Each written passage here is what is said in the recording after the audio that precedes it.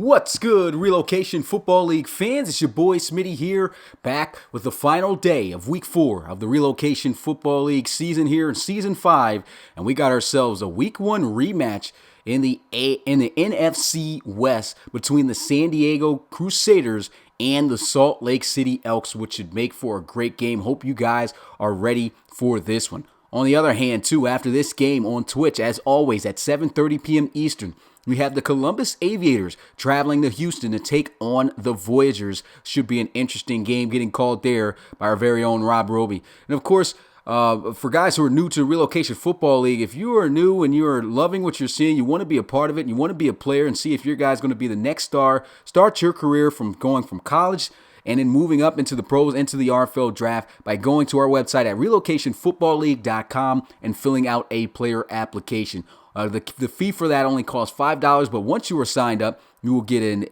a Discord invite, and once you get that invite, you will be able to talk amongst all the community members that are part of our Discord and also fellow rookie players coming in for the RFL draft the following season. So with that being said, I mean, I want to get right through the intros from now on. Just want to go ahead and zoom through that stuff because I tend to talk about both teams coming into the matchup. That's something more so to do when getting into the game. And so with that being said, we'll go ahead and get a look at our sponsors, get ready for this game, and I'll be right back.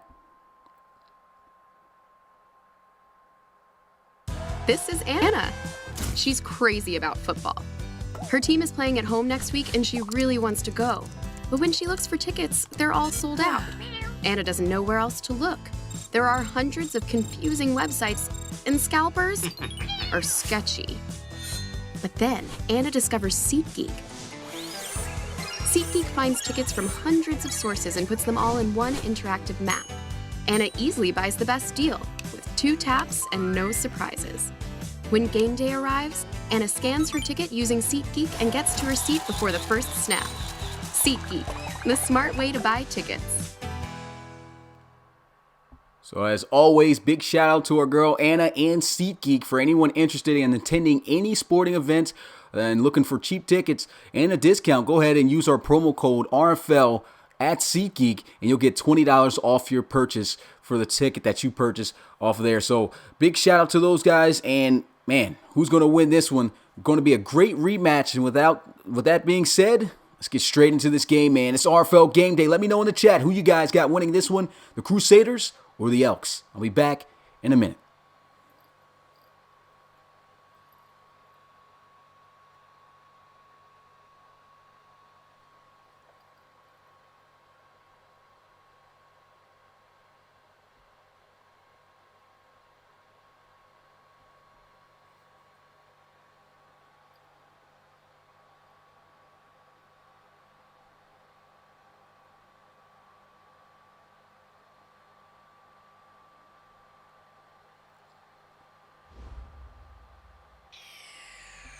And so you guys hear the silky smooth sounds of RFL game day about to start up here.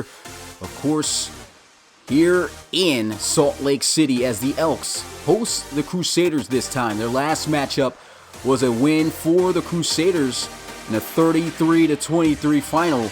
But let's see if things are going to be different here. The Elks did not look too good at all in that game. The Crusaders, they played very well. And they're going to have to do it here. They don't want to fall behind in this season here with a 1-3 record. A lot of teams we already know what the elimination of the playoff pretty much is in the RFL. You lose 6 games, most likely you're out of the playoffs. They're already halfway here if they take a loss here. So the Crusaders looking to try to get things done once again against the Elks, this time on the road, which is always tough to beat a team on the road. And I mean, just looking at the records, the only win for the Crusaders was that first week's game against the Elks, and the only loss for the Elks since then was against the Crusaders. So it's going to be interesting to see who wins this one. Either way, it's going to be a great win for whoever does get the win here. But I think this is a really good matchup. The Elks, an 85 overall team. The Crusaders, an 82, an 80 overall flat. And you can see right here with the NFC West standings, Elks right now on top of the division. If they want to remain on top of that division, they have to beat the Crusaders this time. And so it's going to be interesting to see what goes down here in this game. Coach Law getting his Elks ready, looking to try to bounce back after that first loss. And for Coach Bacigalupi, he's looking to get and break even here at 2-2 with a win here on the road. So with that being said, you guys already know what time it is. It's RFL game day. Let me go ahead and, as Rob likes to say, pay some bills here and get this game started.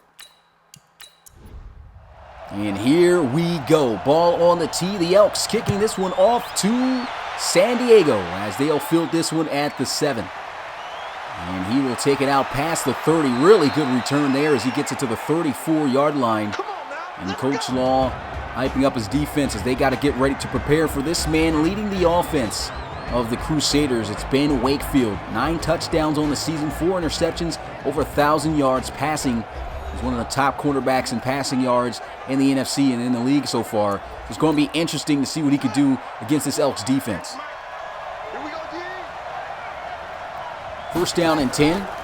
They go with play action here as he looks to throw, and it's going to be incomplete, broken up. Great play on the football there by Garrison Ash as he came right over the top of Elijah Bentley, their top receiver, as we get an in-depth look at this Crusaders offense. We talked about Ben Wakefield. They got themselves a great stable of running backs. It looks like they got Sanchez Lawrence as their starting back, though, and they'll be putting Vondre Bryson as the backup. Interesting to see how that plays out here. But second and 10, there goes a throw across the middle on the drag as he'll have his first completion as Lindsey Hardison gets to the 40-yard line.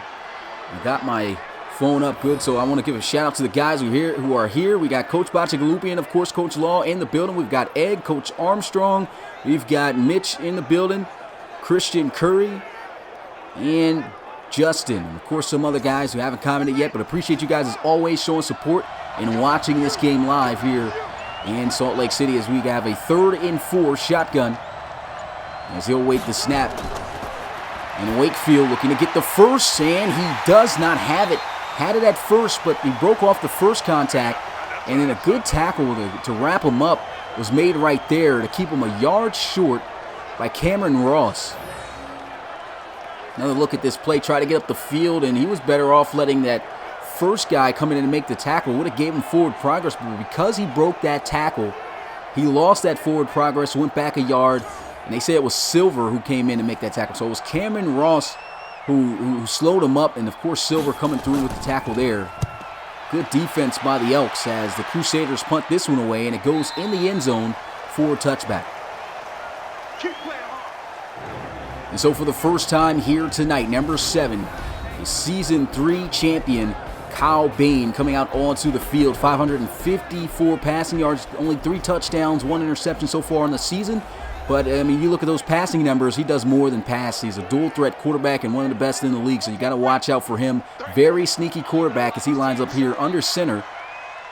Slot out to the left side with the tight end attached to the right, little pump fake, and they'll go with a draw play here as Darius Martin, they try to get started on their first play. Doesn't get too much, maybe about 2 to 3 yards, and we get a look at this Salt Lake City Elks offense. We talked about Kyle Bain, DeAndre Mayo, one of their top receivers, and of course Darius Martin led the RFL in rushing yards and holds the rushing yards in a single season record with over 1,900. Here goes a pass, a throw, and great way of going up and getting that football. That is McDermott climbing the ladder and getting a first down. Good throw, first completion on his first pass. That definitely helps out with some momentum here as they come out in the I formation. Now running the football, once again, Darius Martin met with immediate contact, getting what he can. And we'll get a look at this Crusaders defense. One of the best defensive end cores with Wilcox and Bacon. And we look at the linebackers, DeJuan Forbes, one of the key players to look out for here. One defensive rookie of the year last season, of course, Jarrell Beck, a multiple Pro Bowler at the safety position. So this defense, even though historically it's been known to not be that good, got some pretty good solid players on that side. And here goes a throw, a check down, and Martin are trying to get the football to make some plays. And I think the Crusaders doing a good job closing on him, making sure he doesn't get off to a big start. 4-yard gain sets up a 3rd and 5. Kyle Bain looking, spinning around, and this is where he gets dangerous. A first down on the scramble, and where he also gets dangerous for himself is not hitting the decky. Could have just ran possibly out of bounds instead of taking that contact, but still, either way, it's an 11-yard gain, a first down for the Elks.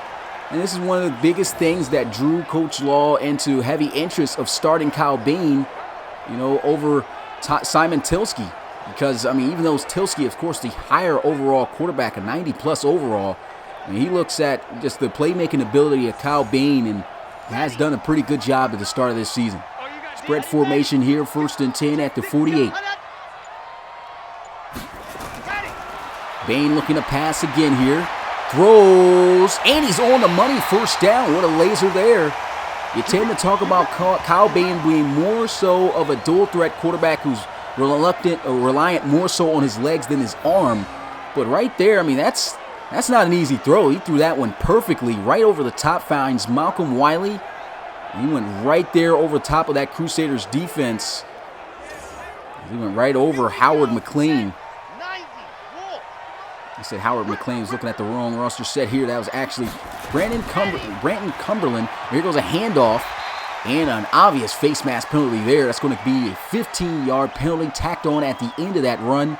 And that's going to set up another 1st down and 10 here for the Elks. So the Crusaders defense right now shooting themselves in the foot. 1st and 10 now at the 12.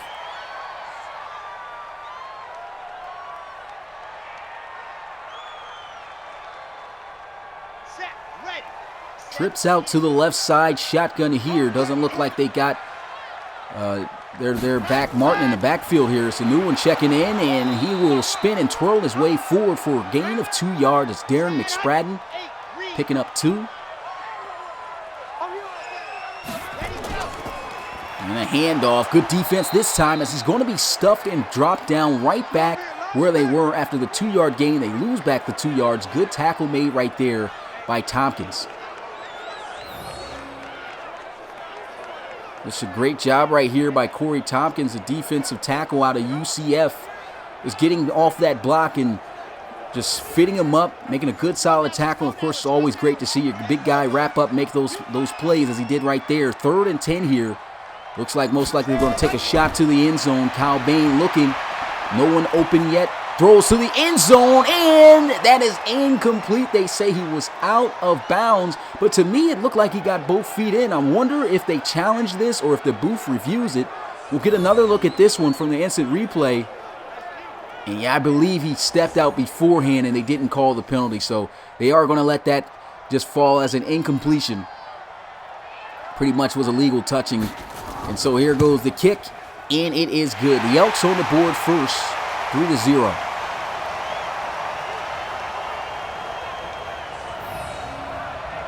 A really good drive by Salt Lake City.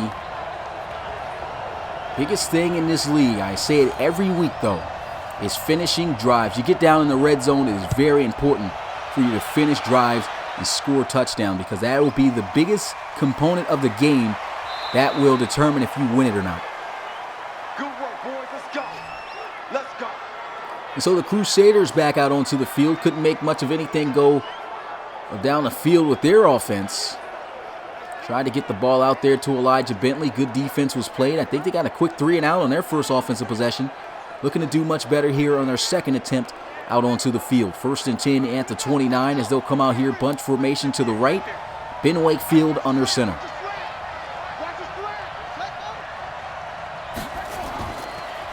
Handoff here, and he will power through the defensive tackle there to get what he can, but it's not much. Sanchez Lawrence not going anywhere as we get a look at this Elks defense in depth. It's definitely always been a great unit due to the fact of that guy right there in the middle. Antoine Buck's been a beast for quite some time, and of course you can't forget about Garrison Ash, one of the best safeties in the league, the highest overall safety, or the second highest overall safety in the entire RFL. But here we go, 2nd and 8. Here he is looking to try to scramble, and down he goes for a sack. That's a big play made right there by Johnson. 3rd and 16 now. What a play by Tyrone Johnson, the rookie linebacker out of UCF, coming off that edge and completely shutting down Wakefield there. Biggest thing on how to shut down this passing attack of the Crusaders is getting pressure back there to Wakefield. Now, he is a good quarterback at, standing through pressure. But if you don't give him a lot of time, sometimes he's going to be forced to have to try to pass, and that's what caused a lot of his turnovers already this season. Here goes a check down as he'll juke to the outside, and look at this play. Fondre Bryson with a 1st down and then some as he gets all the way to the 47. What a play. For a second there, just thought it was going to be, hey, 4th down, time to punt it. But no, Vondre Bryson having other plans with a nasty juke move bouncing back to the outside. And man, that defense was not prepared. I think Vondre Bryson here, Coach Bacigalupi, a second thought here on like, hey, I should be the starter here. Hopefully he's got him in some formation subs and things like that. Just kind of switch him in. Pretty sure this is just something he's trying out this week. But 1st and 10 here at the 47. Lawrence checking in the game as Wakefield looks to throw, and he has a completion wide open. Marshall Leli to the 10. Look at the blocking down the field as that will set up 1st and goal at the 5. Just like that, 2 huge plays for the Crusaders offense, and they're in scoring position. This is what the Crusaders offense does. You got Ben Wakefield, you give him some time, and you got these good running backs that they have. It's going to be dangerous. You just never know what they're going to be able to pull out on their plays, and they could just shoot you down the field with a big play at any moment. Got to be prepared and got to make sure that you take away everything deep, because these guys can definitely stretch the field.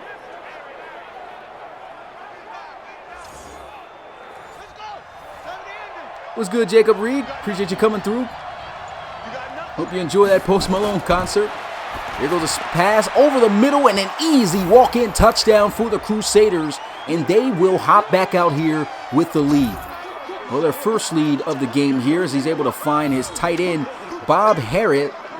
He was just sitting there wide open on a stick route. I mean, nobody covering him across the middle of the field there. Easy read for Wakefield. Touchdown, San Diego. What's good, Markel? What's good, Infinite TV? Bow Crafts. Big shout out to all you guys here watching. Crusaders able to score with the quickness, and here goes the extra point, and it's good. They'll go up by 4 here with a score 7-3. Still a lot of football left in this game. They score in just 5 plays. Boy, did they have some big plays there on that drive as they flex for the camera right here.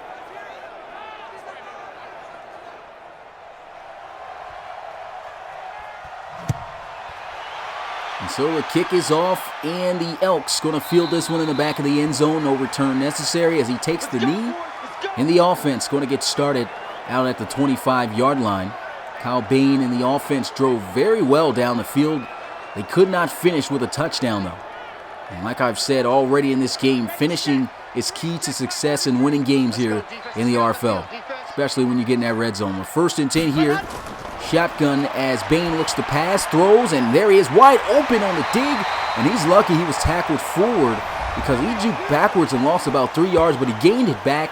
Last week it wasn't too effective. 5 catches for just 56 yards, no touchdowns. There he is recording his first reception of the night, good for 11.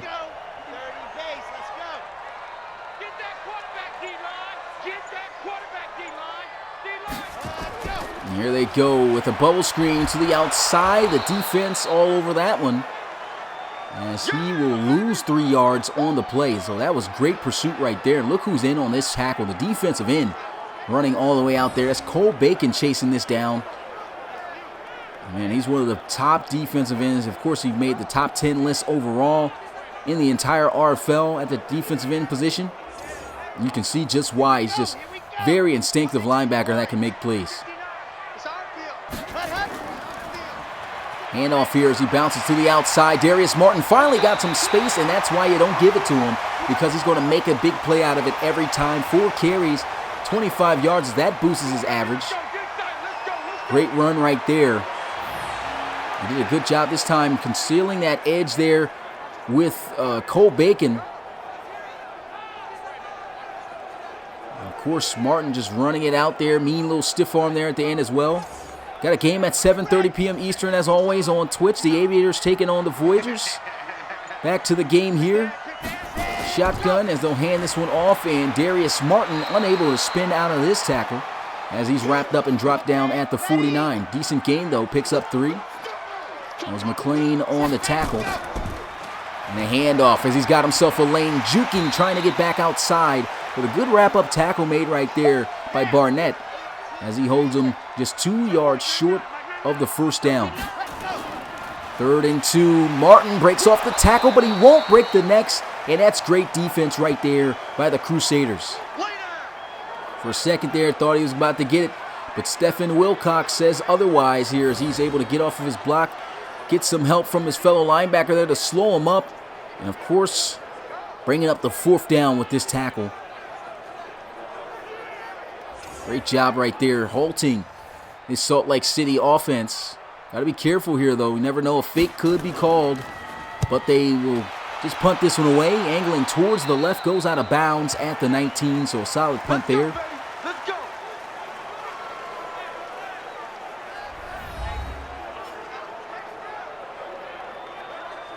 What's good, Bill? Appreciate you coming through the live stream. You too, Rob.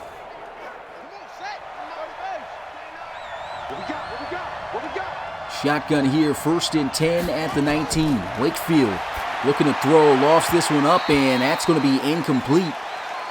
Must have been some type of miscommunication there. Put way too much air on that one. Guess he was supposed to run into the flats. Looked like he was trying to run a wheel route. 2nd and 10. Wakefield once again going to the back here. Vondre Bryson down at the 22, gain of 3. 3rd and 7 as they spread out the offense here. Elks looking to try to get them off the field quickly with the 3 and out. Wakefield with great time, spinning around, and he can't throw the football as he'll go down for a sack. And how about this rookie here tonight, making some plays for Salt Lake City? That's Tyrone Johnson again, recording a sack here. And rookie getting off to a pretty hot start here in this one. Wakefield had all day to try to find someone open, but the coverage was just too tight, and that's just great defense down the field.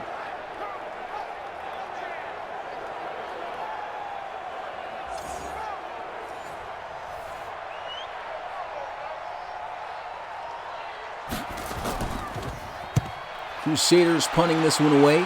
And boy, did he unload a big one. I think he's got the win on his side. He'll return this one from the 14. A little bit slow on that return as he's wrapped up and brought down at the 30. And that was Zaya Mundragon, the rookie safety who got drafted this year.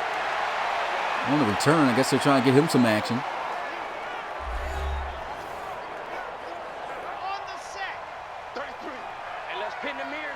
Salt Lake City offense here on the field, pistol formation. Kyle Bain handed it off. Here goes Darius Martin getting the 1st down, I believe, but there's a flag. I think it's called for holding, and that's illegal blocking in the back. Can't have that. The fullback going to push them back. I think it'd be a 5 yards from where he had the penalty. So a 2nd and 13 now here. And Martin just trying to fight his way back to get up the field. And all he could do is get a yard. 2nd and 12.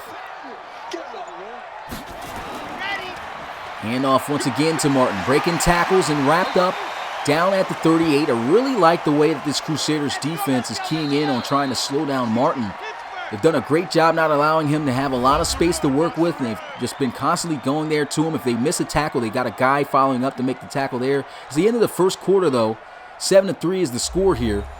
And as I was saying, this Crusaders defense keying in on the success of this offense, on how they get it going with Martin. Here goes Kyle Bain just taking clear off, breaks the tackle, and he invites more contact as he gets to the 44 for a 1st down. Only his 2nd scramble out of the pocket. He's got 29 yards. And boy, did he take off on this one. Look at this. And he had his mind made up and just shot right past the defensive line there. And Bain once again just not sliding. He does a good job, though, hanging on to the football. Here we go. Set. 90. Wolf. I formation, ball at the 44. Play action. Bain looking down the field. He's going to scramble again, and he pretty much runs right into this. Hilliard getting credited with the sack. That's going to be a 2-yard loss. And I don't know what Bain was doing there. He had a ton of space, in my opinion, to work with. If he had turned it more so up the middle of the field here, it's almost as if he ran right directly to him and missing the opportunity to at least get some type of gain out of that play. But Jadon Hilliard right here, you can see him on the edge doing a great job spinning off his block and maintaining that outside as he should. If he had missed him, he would have had a ton of space to work with. 2nd and 12 here, double stack formation for the offense. Setting up running back screen, but he can't throw it off, and boy, did Floyd get in there quick. Dante Floyd with the sack. That brings up 3rd and 20. I thought he was going to be able to get this pass off here, but the speed of Floyd, you can see him diving to make this tackle just about. And boy, did he take him down.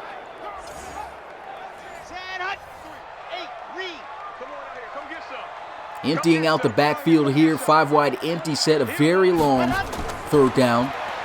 Kyle Bain looking, feeling pressure, and down he goes again for another sack. That's Cole Bacon. 5th sack of the season, 3rd for the Crusaders here in this game tonight. And man, that drive, these set of downs, Crusaders was not playing around with multiple sacks.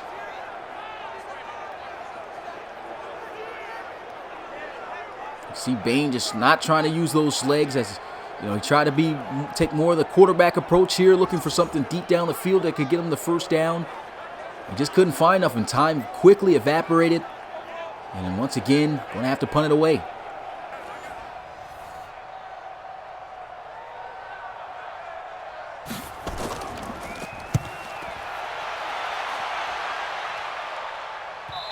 And so it takes its course in the end zone for a touchback, and we'll get our 2nd look at this Crusaders offense. Andre Bryson so far on the season. You can see his stats, only 1 touchdown. See if he can get himself another touchdown on the season in this game. See if they utilize him here. 1st and 10. Shotgun here for Wakefield. Throw into the flats. Marshall Leli getting wrestled down by a couple of Elks. Gain of 3. 2nd and 7.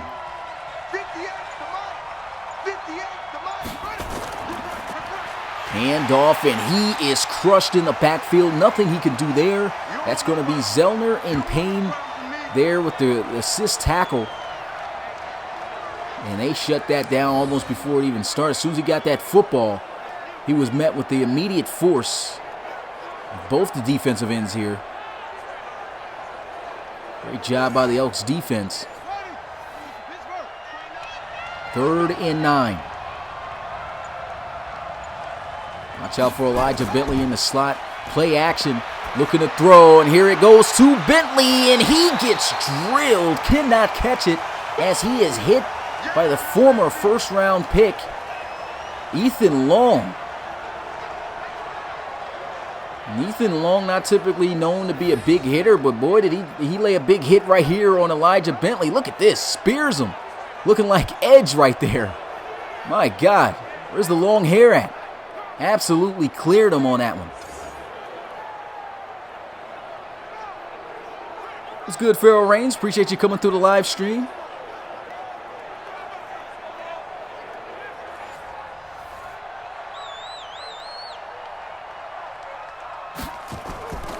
And the Crusaders punting this one away.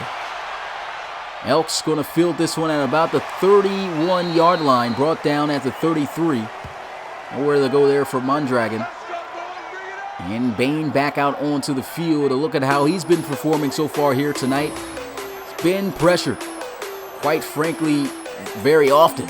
And you can see that last drive, he's been sacked. He was sacked twice so far. Well, actually, he was sacked all three times that he's been sacked this entire game on that last drive. So that's something they got to fix up there. And Bain, he might have to use his legs a little bit more than he wants to right now. Here goes a completion into the flats, gets about 1 yard on the reception, so really nothing to gain there. Pass was a little bit off target as he had to go backwards to make that catch. We're here in the I formation looking to run, and he goes nowhere, brought down at the 35. Just 1 more yard gain.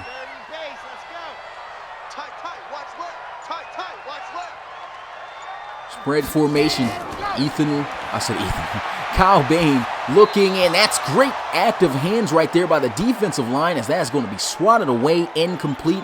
I believe that was Dante Floyd once again making a crucial 3rd down stop here. Let's see That was Floyd, the linebacker, coming clean through straight up the middle.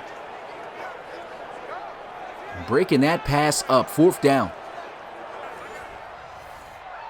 So still some struggles here. The Elks trying to figure out how to move effectively on this Crusaders defense, but they're going to get the block here on special teams, and luckily they are able to stop him before he could scoop and score it, but it's going to set up 1st and 10 for the Crusaders at the 21-yard line. We've seen quite a few block kicks so far, especially this week. I believe every primetime game just about had one. The two games yesterday, there were 2 block kicks. They were recovered for touchdowns. Luckily for the Elks, it wasn't the case here. But boy, do they give up good field position. 1st and 10 at the 21, I formation. Handoff, and he's got a lane. Bouncing around, trying to get to the outside. Sanchez Lawrence on his 3rd carry gets 7 yards. And that's his total so far here tonight. 2nd and 3. Wakefield looking, hits the slant to the end zone, and that's a touchdown to Alexander Colt, and the Crusaders jump out to a 2-possession lead. Great throw right here, catching him in stride, and Alexander Colt, 2nd-year receiver here for the Crusaders. He had himself a pretty solid breakout year as a rookie last season. 80 overall star out of Alabama. Just 21 years old, and he's got a lot of time to develop. I think he's going to be a key wide receiver for this offense for the future, as he already is here. As the extra point goes through, and they have themselves a lead of 11. With the score now 14-3. Looks like the Elks struggling once again with these Crusaders. Not looking to go 0-2 here in the series. They've got some work to do. Definitely got to make some adjustments.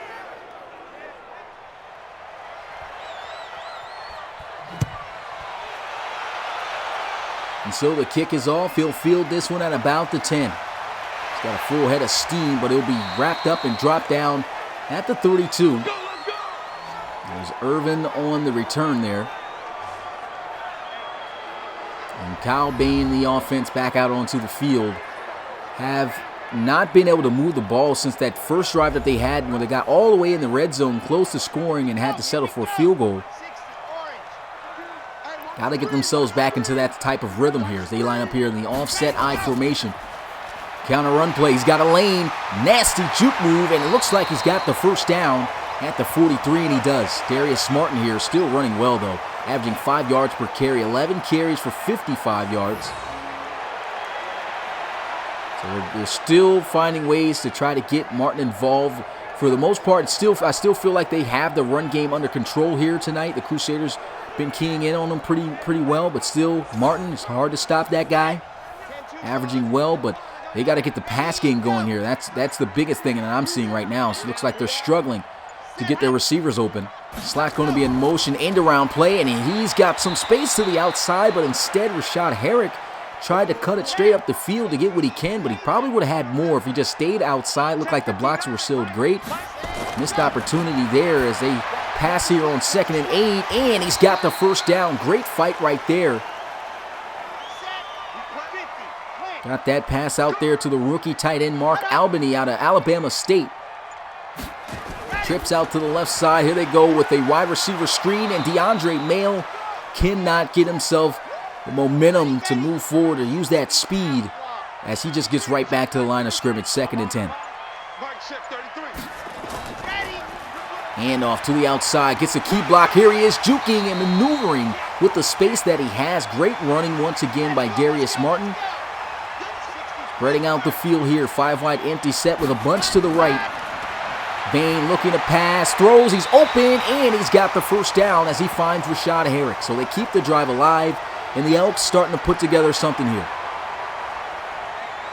Looking really good, and so they get the 1st down, but following this game, at 7:30 p.m. Eastern on Twitch, the Columbus Aviators travel to Houston, here in Texas, to take on the Voyagers. Make sure you check out that game after this one. Once again, at 7:30 p.m. Eastern, bunch formation here as we get back to the action. They'll run the football, and McSpradden getting to the 30 for a gain of 4. Here we go. Set. 90. Roll. Strong formation to the right, slide out to the left. Here goes a bubble screen. Didn't work out for them before, and it definitely doesn't work out for them here. They lose all the yards they gained on the previous play. Looks like they lost an extra yard too. That's a 5-yard loss as he tried to get that screen out there to Malcolm Wiley, and you just never want to juke backwards. This is something that I really feel needs to be taken out of the game. They got to be aware of where they are on the field and try to make the best play possible. That is not how you get it done. Sometimes we see the backwards juke work, but it's rare. It didn't work there. 3rd and 11. Spread out formation. Looking to pass. Bain spinning. Throws over the middle, and he takes the contact. Still hangs on to the football, but still well short of the first down. They should be in field goal range here, though, to make it a one-possession game. And here's another look at this play. It's a good catch. Good catch right there by Mail. Took a pretty big hit there by a couple of Crusaders. But that's what you expect your top receiver to do, is haul on to those tough catches. And so they'll have to attempt the field goal kick here from 46 yards out. The kick is up, and it is good. He nails it with ease. Score here 14-6 thanks to Hankins. A good field goal right there. Shout out to Matt Ammo. Appreciate you coming through the live stream. We got Coach Kozera in the building.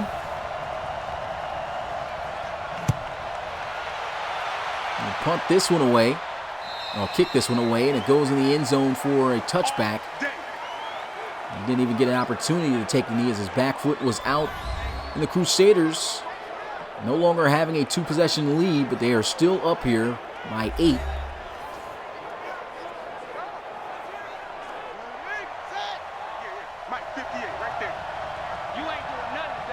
Shotgun is Wakefield with the trips out to the left side, looking to pass here.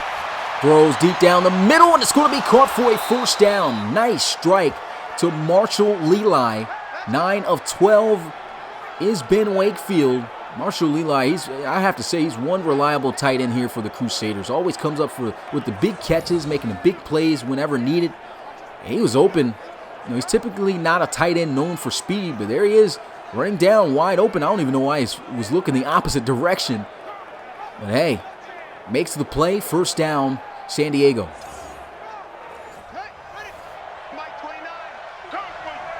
It was good, Chad. Appreciate you coming through the live stream. 1st and 10 at the 34. Trips out to the right side. They run it, and he will be stuffed and dropped down behind the line of scrimmage for a loss of 2. And guess who it is again? It's the rookie Tyrone Johnson. First-round draft pick for the Salt Lake City Elks this year. And boy, is he looking worthy of that pick. You see him just running right by that block, as he should, of the receiver Alexander Colton, just making once again another good defensive play for the Elks. And that's going to take us to the 2-minute warning. 14-6 ball game. Crusaders with the football.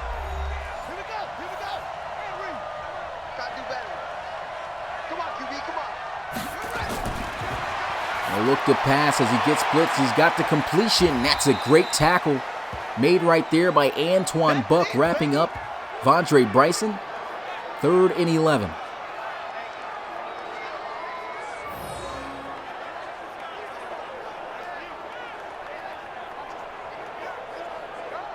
Haven't seen too much of Antoine Buck throughout this game. He hasn't been able to get quite to the ball carriers as they've been, giving up big shots down the field here. And they're looking to take another shot down the field here with an empty set. Throws. Great defense. Almost intercepted. But man, what a play right there for the Elks. That was the free safety, Jerron Overton, making the play on this football here. And that's impressive. You typically see the safeties, when they got to work on the tight end sometimes, and the receivers, they get beat. But, it's still a good matchup here. The safeties on the tight end, and Jerron Overton, more of the athletic style of safeties here, as he gets that pass breakup, and they don't even attempt to go for the field goal here. They'll punt it away, goes out of bounds at the 16. I believe it's because they are kicking against the wind, and I'm kind of shocked because typically we've seen Madden make these guys go for extremely long field goals from like the 38 to 40. And good thing they didn't try it there. They were aware of their kicker not being able to make it from that distance and just punted it away. And there goes a throw into the flats using that speed, and boy, does he burst for a huge gain. That's Darius Martin getting to the 32, showing you that speed. Just a quick, just simple check down to the back here into the flats, and just hand it out to Darius Martin. Let him do the rest. This is what he does. You see him just flat out burning pass. Northrup in another defensive back there. Even breaks the tackle. If he had a little bit more space, probably would have taken that one to the house. First and 10 at the 32, shotgun. As he will motion in Mayo. And Bain with the completion to Mayo, quickly brought down. Time winding down here, getting close to just a minute left in this ball game. As Bain spins around looking to pass, and he's going to be sacked for the 4th time here tonight. 2nd time by Cole Bacon. And it's 3rd and 13. And looks like they're just going to run a clock out here, trying to give it to Darius Martin. Darius Martin Jr. there wrapped up. Timeout called, got to punt it away. It's always dangerous when you see a 2-minute offense drill here about to be underway for the Crusaders because their firepower on offense. So it'll be interesting to see if they can score with 50 seconds left on the clock here.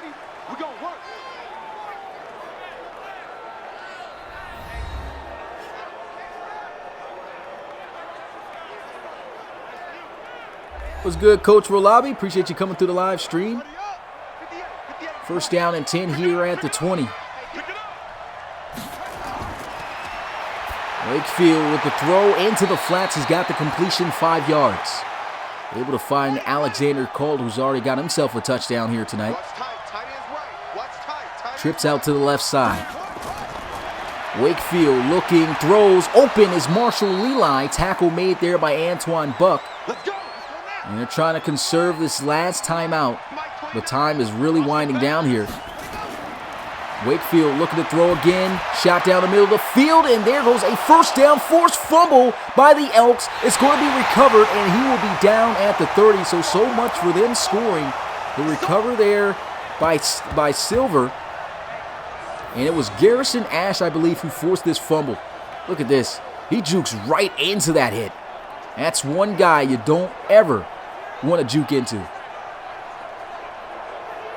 Runs right into the contact there by Ash. Recovery by Sean Silver.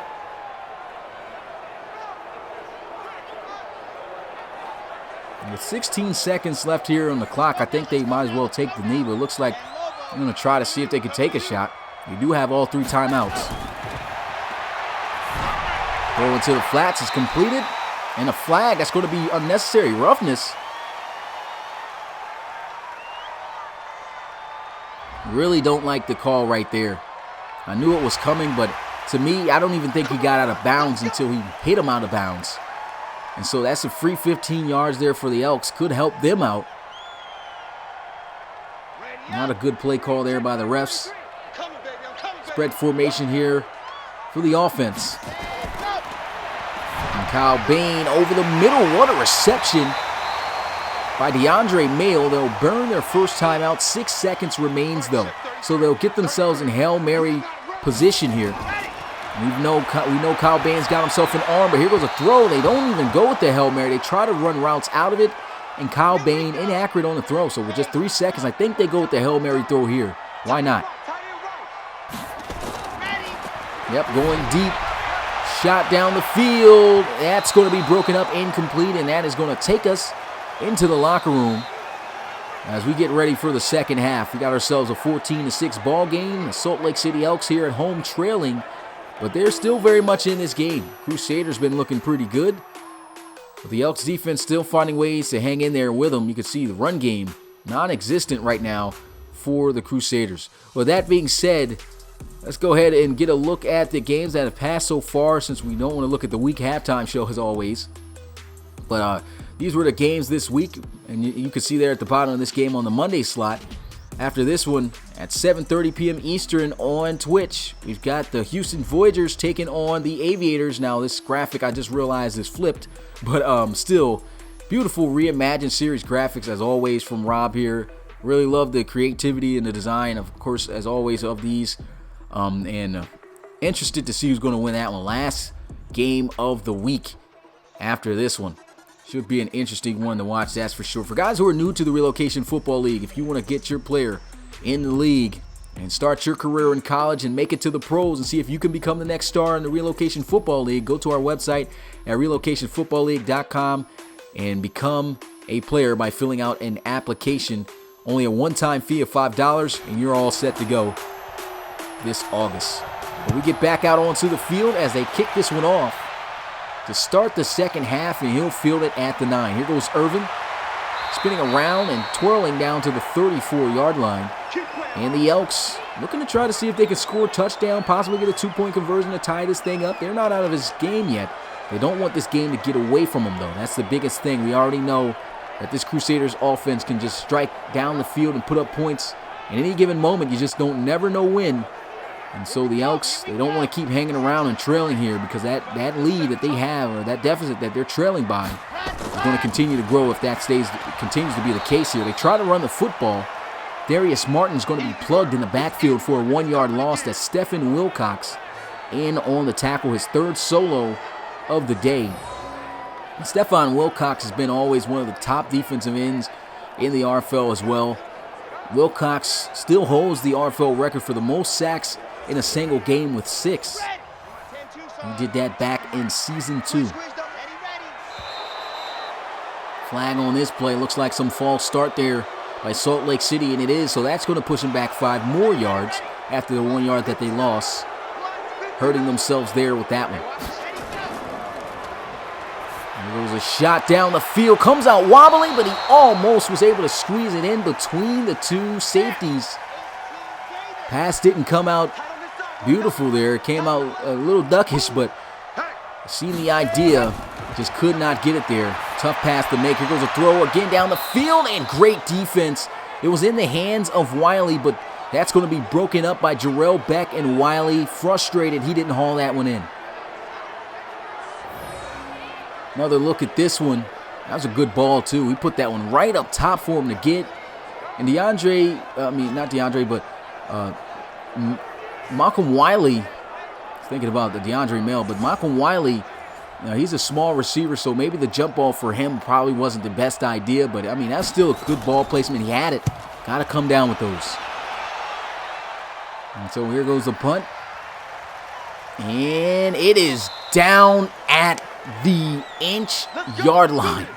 Not the 1, the inch-yard line. That was as perfect as a punt as you can get. Look at this.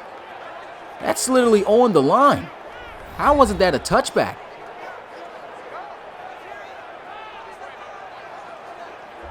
I have to say the refs have kind of been slipping here this year in the RFL. Man, that is extremely close.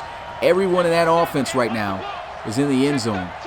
Got to be careful to avoid a safety. Here goes a handoff, bouncing off a tackle. Sanchez Lawrence wrapped up, giving themselves a tad bit of breathing room as he gets to the 3-yard line for a gain of 3. 2nd and 7. Now look to throw. Wakefield feeling pressure. Luckily, he trips, and that's going to be a completion out to Marshall Leli. Man, he got lucky that defensive lineman tripped because that could have been a safety. Still got one more play to try to get off here, so look to pass. Wakefield with a quick throw on the slant and great reception for the first down. Boy, he takes a huge hit from Antoine Buck, but he hangs on to the football and he moves the chain. That's Alexander Colt on the reception. Another look at this one. Hit hard immediately. And that was one thing I can already feel that Alexander Colt has done a lot better this year than last year. He had quite a few big drop passes last year. He struggled with consistently catching the football, but this year he's been making some pretty solid catches and hauling things in like he did right there on a crucial down. A 3-yard gain on that run, 2nd and 7 here. Wakefield throws. Great defense there as that's broken up incomplete. It's met immediately with some contact there by DJ Vaughn, the cornerback out of Baylor. And Wakefield looking open is Elijah Bentley for a first down. And Elijah Bentley, he has been fairly quiet here tonight. That's only his second reception, and he's got the same amount of receiving yards as his jersey number right now. Just 12 yards.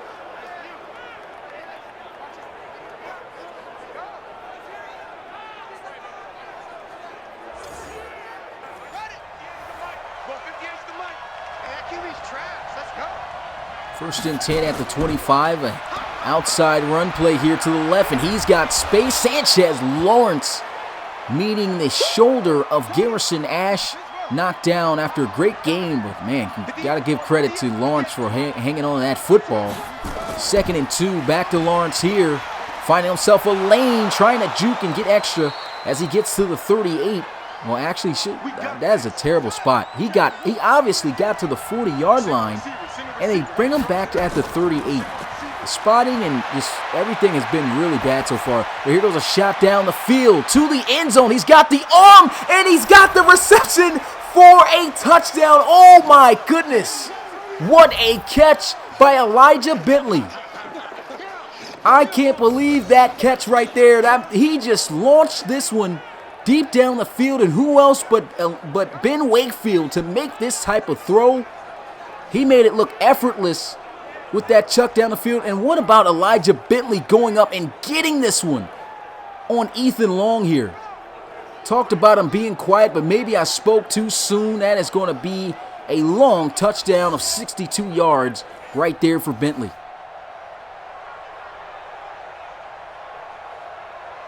Absolutely bagged him there, and here goes the extra point. 21-6 is the score, and it's looking like, man, this year Crusaders may have the Elks number here as they are up pretty sizable here with a sizable lead of 15, so still a two-possession game. But this Elks offense just cannot get themselves in a rhythm to move against this Crusaders defense.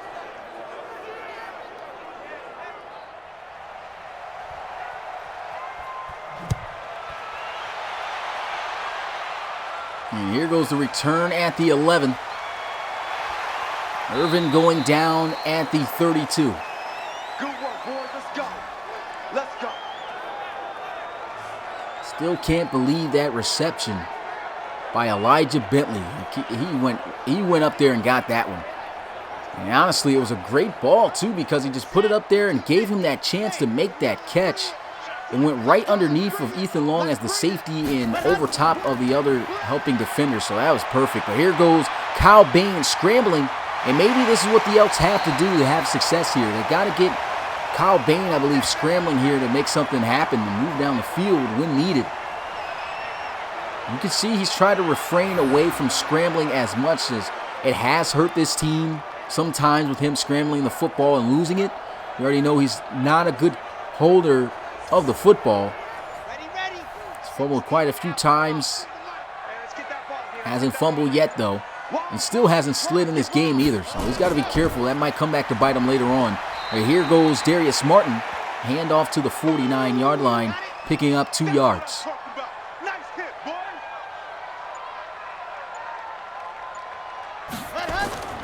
A drop back looking to pass here, and Bain with the completion on the sideline. That's a first down.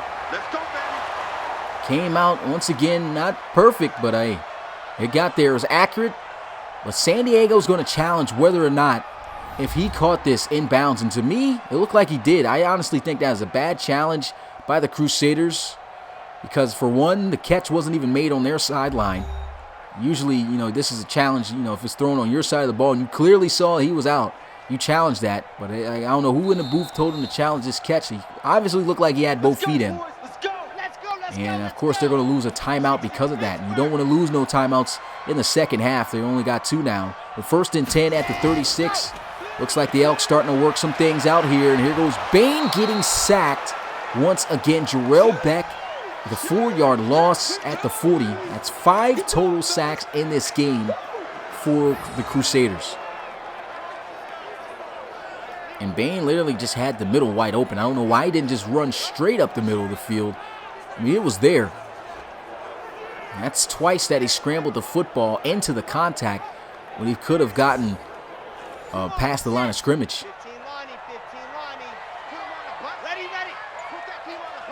Pistol formation.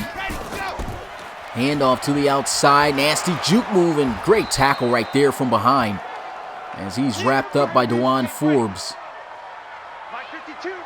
Only a 1-yard gain. Pistol formation again. 3rd and 13.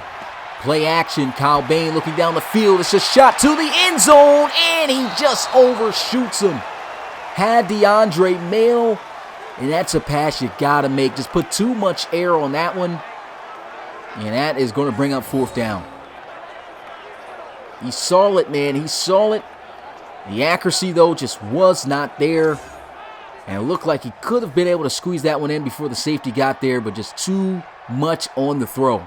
And they're going to try this field goal kick from the 39-yard line. The wind is pushing their direction, and they nail it. Wow, what a kick. Well, this is a 56-yarder getting nailed from the 39-yard line. Just was able to tuck that one in over top of the crossbar. So we got ourselves a 9-21 ball game here. 12-point deficit for the Elks, and they are still in this game.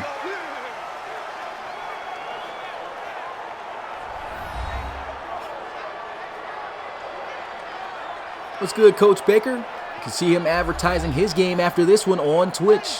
Aviators taking on the Voyagers. I know he's going to be there. Make sure to be there, too, if you can. Link to our Twitch is in the description. Here goes a throw. Wakefield wide open. Elijah Bentley outrunning the defense, and that's what he does. Another long touchdown. This time, 75 yards. One play, and it's just like that. I just talked about the ability of this offense to score and put up points with ease, and look at that. This is the reason why. The Wakefield to Bentley connection is so dangerous. 2 long touchdowns on back-to-back drives here, and he never even gets touched. Look at this, just runs right by everyone, including Garrison Ash. And already that alone could very well turn out to be the dagger for the Elks. They just have nobody to combat the speed here of their receivers.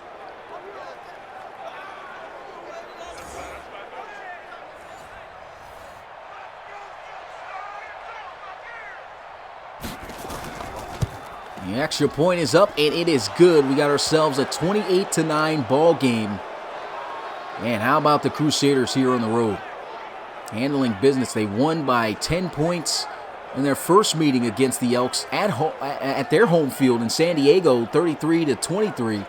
And here they are on the road. You think it would be more difficult, but these guys just looking like they got the perfect game plan on how to move the ball against the Elks.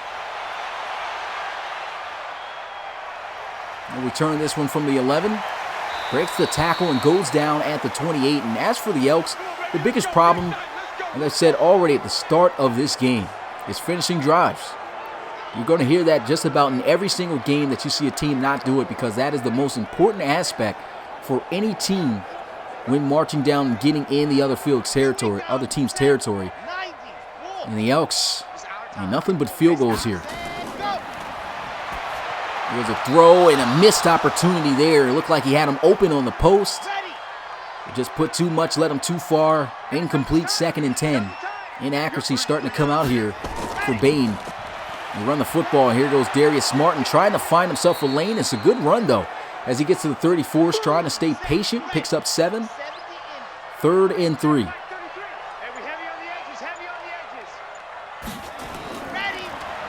Look to throw, open, and it's a first down for the Elks as he finds Rashad Herrick.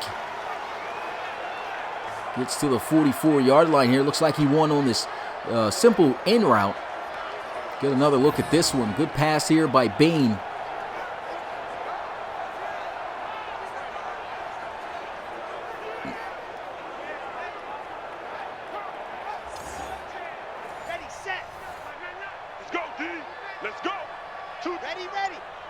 Shotgun here.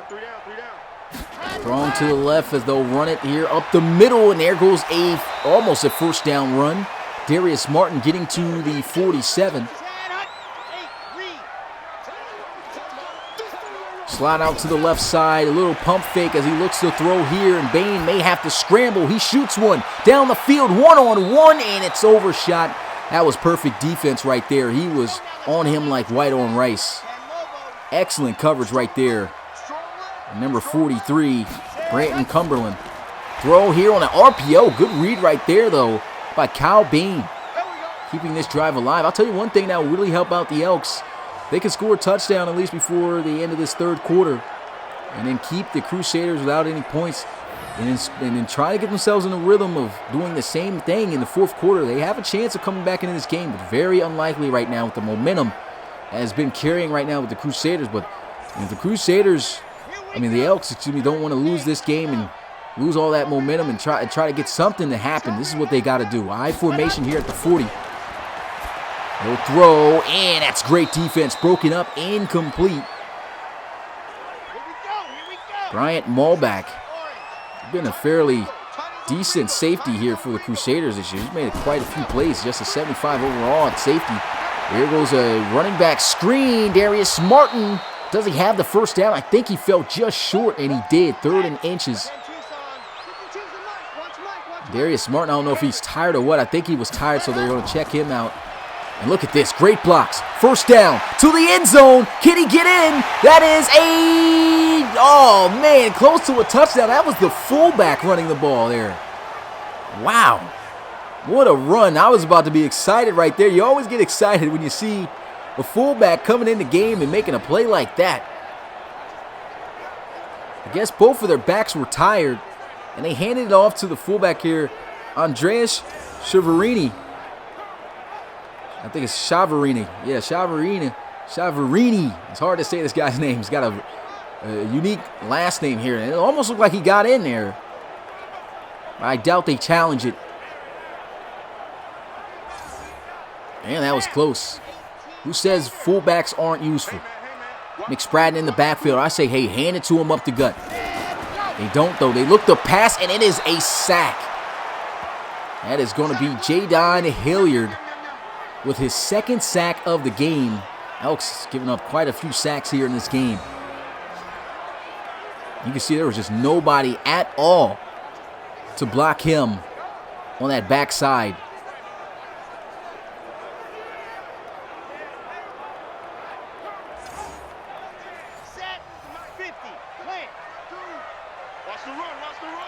Tough one right there, as now that sets up a 2nd and goal at the 7. Play action, Bain. Looking, going to scramble. Breaks the tackle, getting up the field. Big hit right there as he is going to be stopped short at the 4. And it comes down to this play just about right here. Good tackle by DeJuan Forbes. Play action. Bain scrambling. And he is short by a yard. And they are once again going to just settle for a field goal. He tried to slide in there, and they get the block.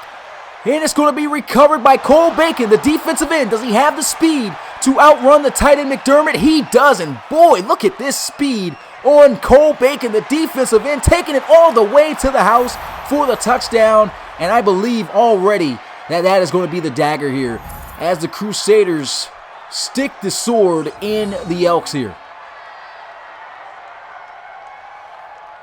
2 block kicks in this game. One a punt and the other a field goal. This time it does go the distance for a touchdown. And the Crusaders, man, putting up more points than they did the last meeting.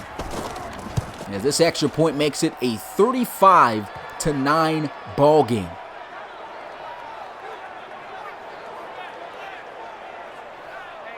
Tough one right there.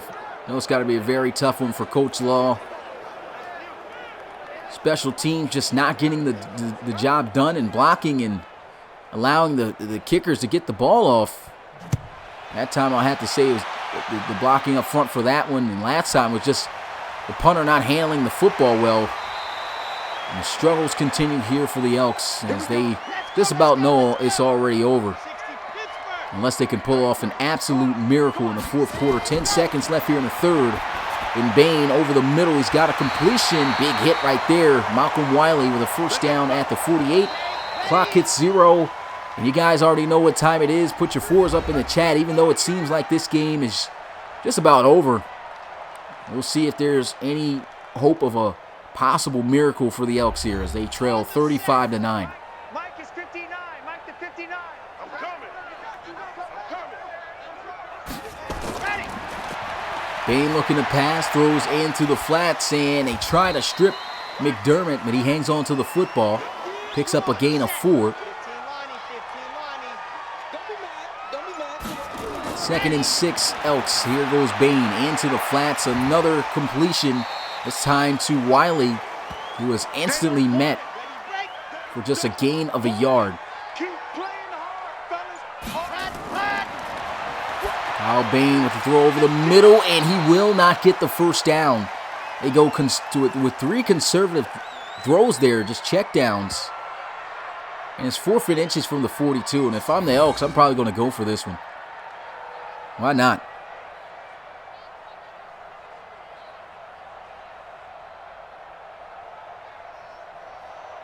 The RFL draft isn't until July, so you guys definitely got some time to wait, man.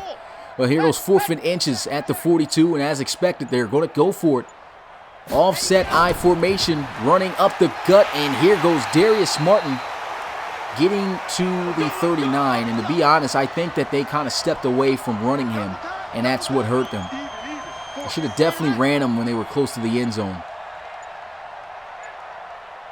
Motion him out of the backfield. Kyle Bain looking, throws, got the completion there to McDermott. McDermott goes down at the 32. Gain of 7.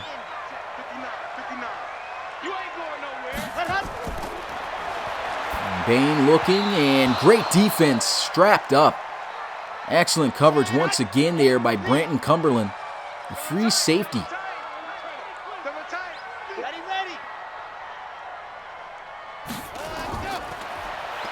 Bain looking to throw, and that's well off target. Almost an interception. And it's 4th down again for the Elks. So go for it again or kick the field goal is the option here. And he was just well off. And I think at this point, Kyle Bain got to be frustrated with a couple of throws that he's missed so far and continuing to be a little bit inaccurate here tonight. Trips out to the left side. And they will throw to try to pick up the first down. Shot to the end zone. And it's overthrown. Once again, perfectly tight defense. Cumberland all over Rashard Herrick there. And that is going to be a turnover on downs. Just tried to go for the shot play there. And they don't want this game to get out of hand, man, because we still just about got an entire quarter here left to play, and the Crusaders are absolutely bringing it to the Elks. 11 minutes and 40 seconds as they'll line up here under center. A handoff up the gut, and Sanchez Lawrence going to be stuffed at the 34. Gain of 2. 2nd and 8.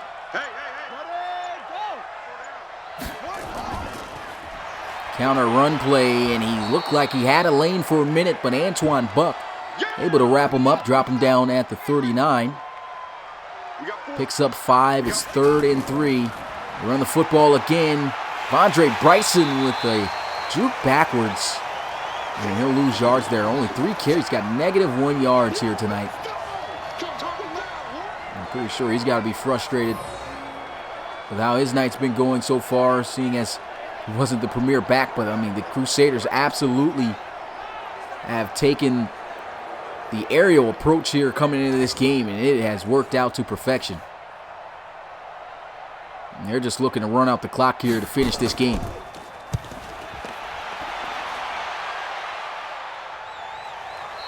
Running the end zone for a touchback, and the Elks offense back out onto the field.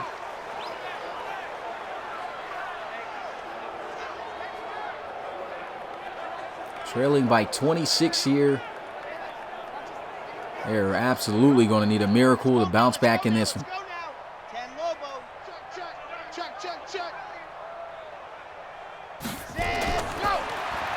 And there goes Bain looking to pass and breaks the tackle. Going to the outside, turning up the field, getting the first down. And this is what makes Bain so dangerous, man. And I think, honestly, he should have probably done a little bit more of this. I know he tried to scramble a couple of times, got sacked. But there was quite a few times where, you know, he took a couple of sacks that were unnecessary. Could have made better scramble attempts.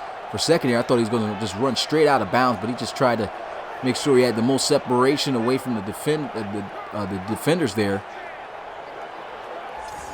Kyle Bain showing off the strength, man. Hard to take down. Punch formation to the right, setting up this screen. And nowhere to go for Darius Martin. 4 receptions for 32 yards for him today. He's got over 80 yards rushing as well. And there goes the throw wide open. And a flag. I believe that he's going to get called here for a face mask. And yep, that's going to be 15 yards tacked at the end of the play. Thanks to strong safety Keenan Ashmore. What's good, Drew Brewer? Appreciate you coming through the live stream.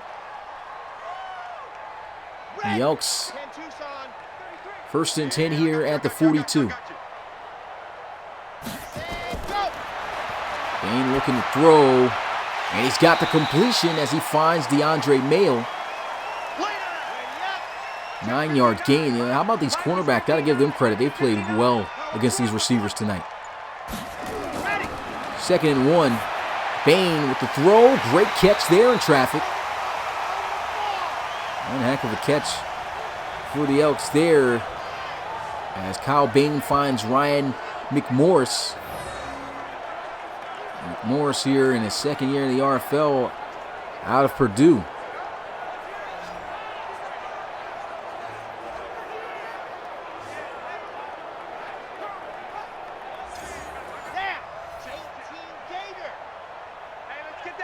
Tight formation, shotgun for Bain. 7 minutes and counting here. As here goes a scramble. Bain getting wrapped up. Dropped down at the 15. Gains about 7. And a false start. Offense at this point, it's been a pretty lengthy drive. Probably a little tired. Showing a little bit of undisciplinedness there. Losing 5 yards. Now 2nd and 8 now here for the Elks. Handoff, and Martin stuffed. Only getting maybe about 2. Let's say only a 1-yard gain, 3rd and 7.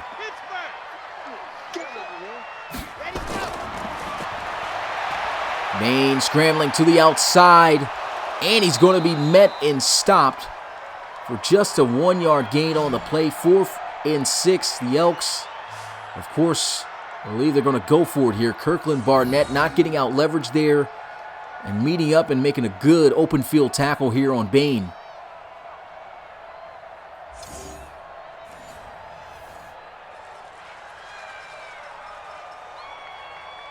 And they're just going to kick the field goal. I think they've already known that, hey, we're not going to come back and win this game. Looks like they're just calling it a truce already. Nothing but field goals here, as that will be their 4th one by Hankins. 35-12 here is the score.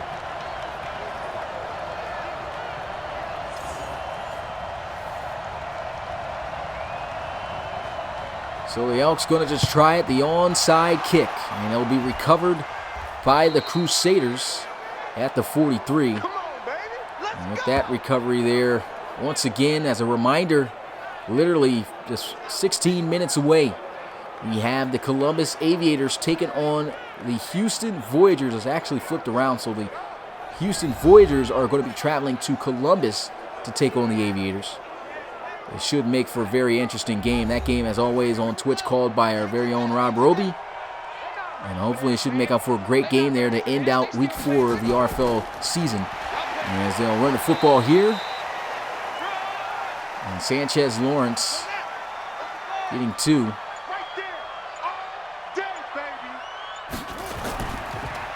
Handoff up the middle again, lowering the shoulder. Andre Bryson getting 3 on the carry. The Crusaders doing as expected, just running out the clock here, moving the football. On a pass here, though, Completion and a first down as he finds Lindsey Hardison.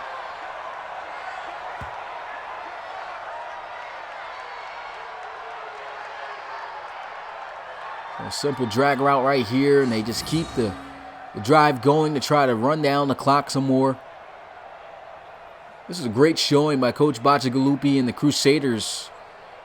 Kind of was worried about them coming into this matchup. Felt like the Elks were going to be able to have a different outing than the last time because they did not look the same. And once again, come out looking as if it wasn't a fluke that they beat them the first time.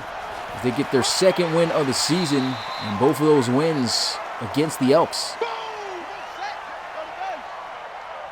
Under 3 minutes now here left to go.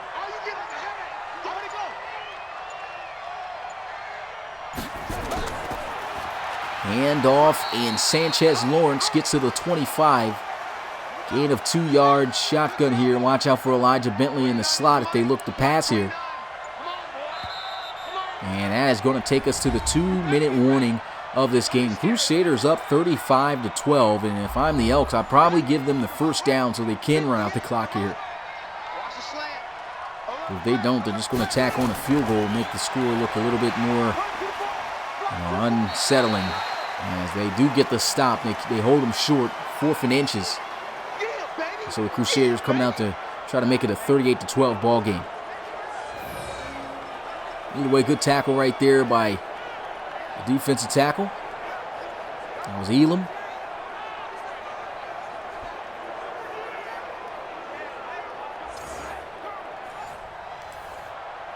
What's good, Samaj Jarrett? Appreciate you applying and can't wait to see how your guy does in college. Hopefully he'll become a star in the future in the RFL. Here goes the field goal attempt. It's good. And as expected, 38-12 here the score. 1 minute and 14 seconds left to go.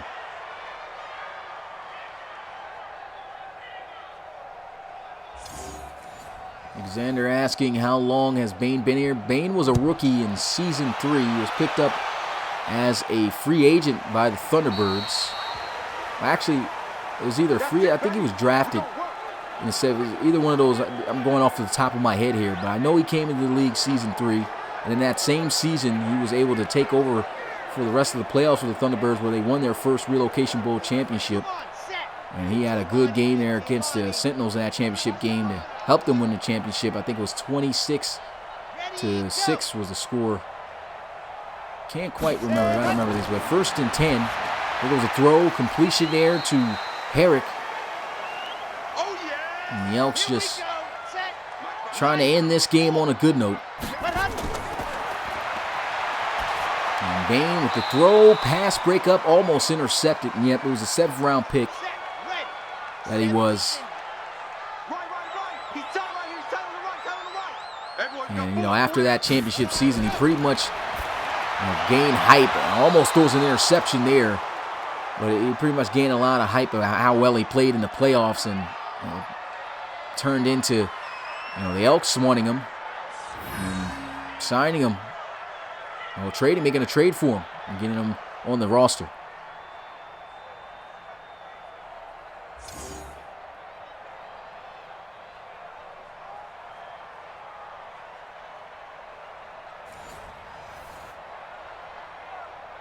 Yeah, I tried, man. I try to remember as much as I can about the league, man. That's for sure. It's definitely a lot of information, but as a guy sitting here calling and watching just about every single game, good juke move right there. There he is to the outside, man. Sanchez Lawrence just always been a dangerous player.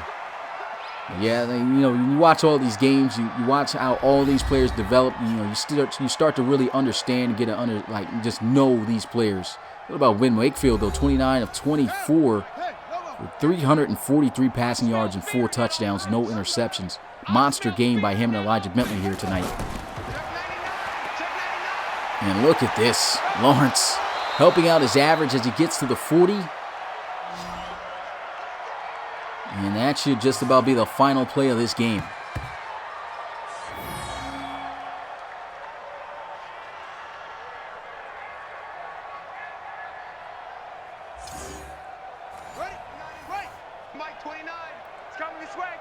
And so Bentley lining up on their center, but won't snap the football as the clock hits 0, and it's celebration time for the road team here as San Diego gets it done in Salt Lake City, defeating the Elks once again, going 2-0 in the series this year in the NFC West against them with a final score of 38-12.